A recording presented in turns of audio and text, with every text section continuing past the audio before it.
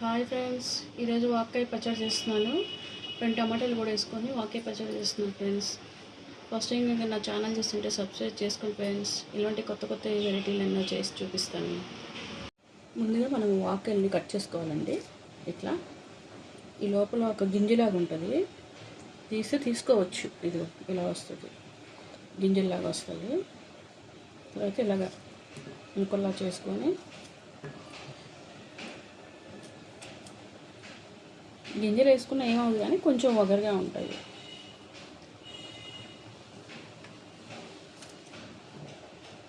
వాక్కాయ పచ్చడి చాలా బాగుంటుందండి, పుల్ల పుల్లగా చాలా బాగుంటుంది.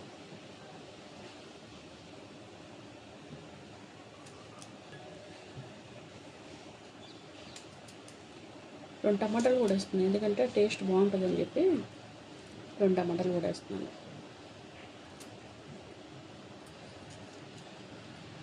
గింజలు బాగా లేతగా ఉన్నాయండి, రావట్లేదు. కొన్ని వచ్చాయి, కొన్ని రావట్లేదు.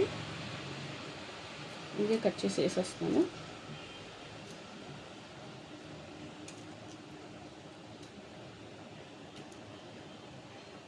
ఇదిగోండి అయిపోయినాయి, కోసేసాను. పిక్కలు తీయలేదు కొన్ని, ఎందుకంటే లేతగా ఉన్నాయి. ఎండుమిరపకాయలు వేసుకోవాలండి. కొంచెం ఆయిల్ వేసుకుందాం.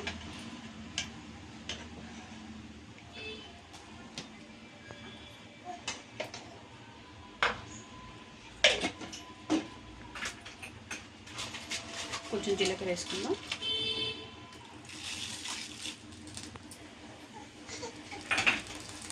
ఎండుమిరపకాయలు బాగా ఫ్రై అవ్వాలి, లేకపోతే మాడిపోతాయి జీలకర్రను ఎండుమిరపకాయలు.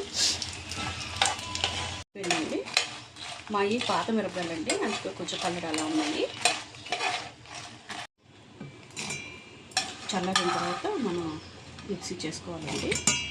కూడా వేసాను ఎల్లుల్లిపాయలు, దాంట్లో ఫస్ట్ వేసాను. అదే పనిలో కొంచెం ఆయిల్ వేసుకోవాలండి.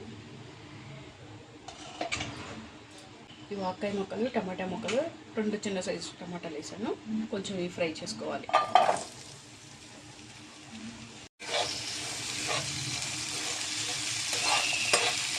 నూనెలో కొంచెం ఫ్రై అవ్వాలండి, ఇవి తొందరగానే అయిపోతాయి. కొంచెం ఫ్రై అవ్వండి, కొంచెం మగ్గినాయండి. ఇప్పుడు మనం కొంచెం పసుపు వేసుకున్నాము. పసుపు వేసుకున్నాం.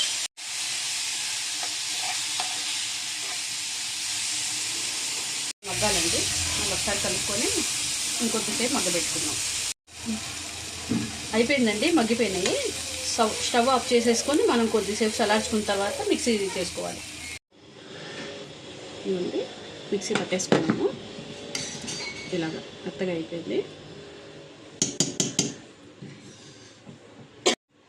మనం ఇందాక ఎండుమిరపకాయలు, జీలకర్ర అవన్నీ ఫ్రై చేసుకున్నాం కదా, అది చల్లారిన తర్వాత మిక్సీ పట్టాము. ఇప్పుడు వాక్కాయలను ఈ టమాటాలు 2 చిన్నవి వేసాం కదా, ఇప్పుడు ఇది చల్లారింది. చల్లారిన తర్వాత ఇది కూడా మనం గ్రైండ్ చేసుకోవాలి. కొంచెం ఉప్పు వేసుకొని, ఇందాక ఉప్పు వేయలేదండి. 2 ఎల్లుల్లిపాయలు వేసుకున్నాండి, రెమ్మలు మిక్సీ పట్టుకున్నాం. ఎందుకంటే గ్రైండ్ చేసేసుకున్నాము, అయిపోయింది. తాలింపు పెట్టుకోవాలండి. ఇప్పుడు మనం ముందుగా స్టవ్ ఆన్ చేసి ప్యాన్ పెట్టుకున్నానండి. ఒక 2 గిన్నెలు నూనె వేస్తానండి. ఆయిల్ హీట్ ఎక్కాలి. ఆయిల్ హీట్ ఎక్కిందంటే జీలకర్ర, తాలింపులు, చిన్నులపాయలు వేసుకున్నానండి. కొంచెం తాలింపులు, జీలకర్ర, ఈ ఎల్లుల్లిపాయలు కొంచెం ఫ్రై అయిన తర్వాత కొంచెం కరివేపాకు వేసుకోవాలండి.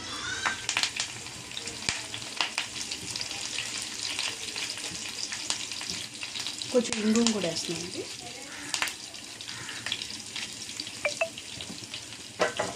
పచ్చళ్ళకి ఇంగు వేసుకుంటే టేస్ట్ బాగుంటుందండి.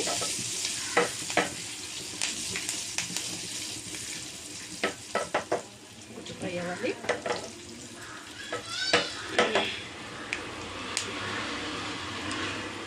ఇది గిన్నెలోకి వేసుకుంటున్నామండి. మనం తాలింపు రెడీ చేసుకుంటున్నాం కదా.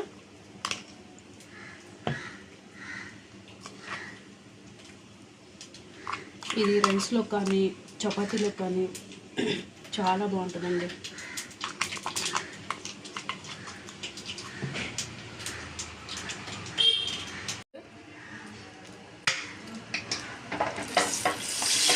అయిపోయిందంటే ఇంకా మనం తాలింపు దాంట్లో పోసేసుకుంటాం.